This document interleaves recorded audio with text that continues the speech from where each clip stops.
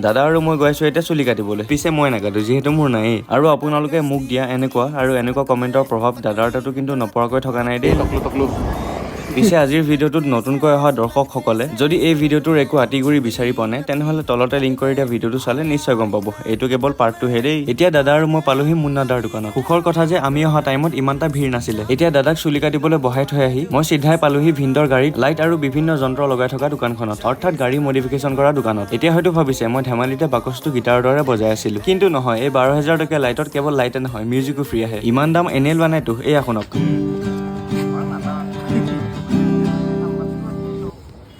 ইমান অদ্ভুত লাইট এটা দেখাৰ পিছত খুটপুচ নোহোৱাকৈ গাড়ী খোলাত লাগিয়ে গ'ল আৰু এফালে গাড়ী কাম কৰে মানে দাদা আৰু মই পালোগৈ দাদাহঁতৰ ঘৰত অলপ সৰু সুৰা কাম এটা আছিলে দাদা অফিচলৈ যাব ওলোৱাত কামখিনি মোকে কৰিব দিলে এতিয়া কামখিনি কৰি গাড়ীৰ ওচৰত আহি দেখো যে গাড়ীৰ কাম এতিয়াও হোৱাই নাই গতিকে আটাইকেইজনে আৰামত বহিলে খেল চাব ললো ফাইনেলি কাম খতম আৰু পইচা হজম দিয়ক আজিৰ কাৰণে ইমান আছিল বাই বাই